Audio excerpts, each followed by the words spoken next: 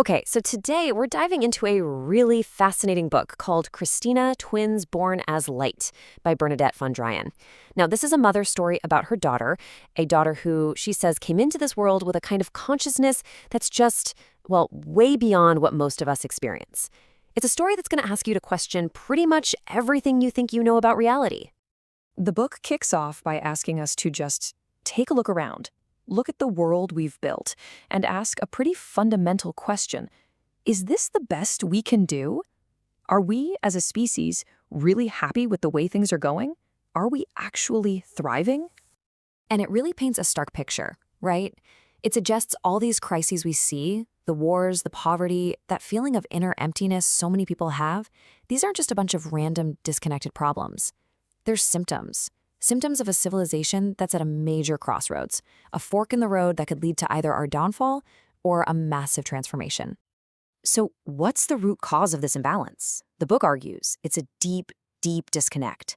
It says our modern systems, our jobs, school, all the societal pressures, they basically force us into lives that just don't line up with our true purpose. And that creates this huge feeling of dissatisfaction because we're not living in sync with what the book calls our soul's plan. Now, the story is told by the author, Bernadette von Dreien, and her journey is absolutely key to why this book hits so hard. See, she's not presented as some guru who's been meditating on a mountaintop her whole life. Nope. She was just a regular person who found herself in a completely extraordinary situation. And that's what makes her story so powerful. And her background is so important to understand. She wasn't some lifelong spiritualist. She was a Swiss national marathon champion. Her life was all about physical discipline, hard work, grounded in a farming family. So when she starts describing these incredible spiritual and paranormal events, it just hits different because of where she's coming from. And this brings us right to the heart of it all, her daughter, Christina. It's really through Christina's eyes, her perspective, that the book starts to completely stretch our normal understanding of how reality works. So here's the core premise, the big idea that everything else is built on. Human consciousness isn't created by the brain. It says our consciousness exists on its own, like a field of awareness that we can tap into. The book even argues that when someone's in a deep coma with zero brain activity, their consciousness is still fully there, fully aware. It just doesn't need the brain to function. This slide just lays it out so clearly.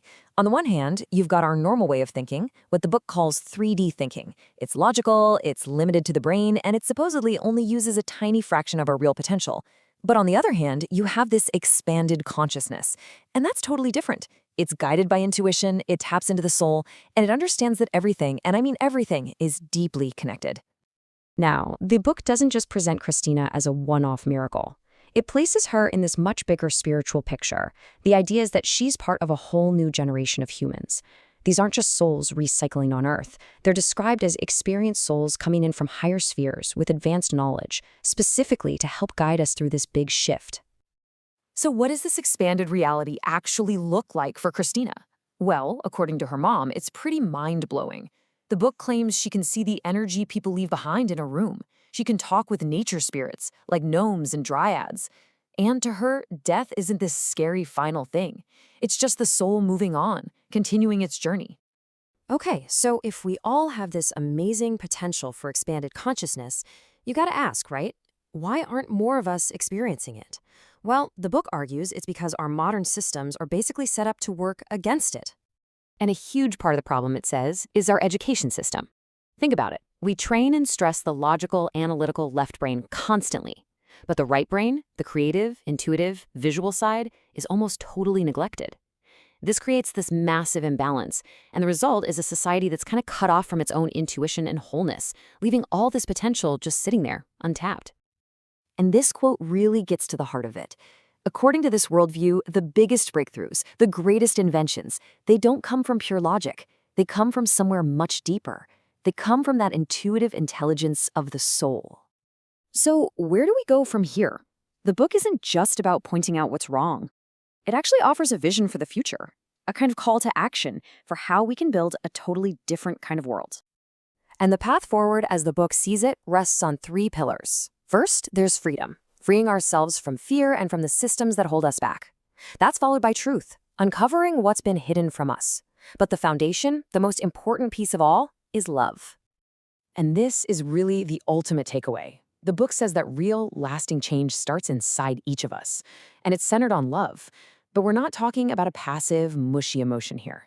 It's presented as the most powerful force for change in the entire universe, a force that can literally dismantle systems built on fear, all without violence. So in the end, it leaves us with this final, really thought-provoking question. It completely reframes our future. It's not about finding a clever solution to our problems with the same old way of thinking. It's about remembering a potential that's already inside us. What if the answer we've all been searching for has been there all along?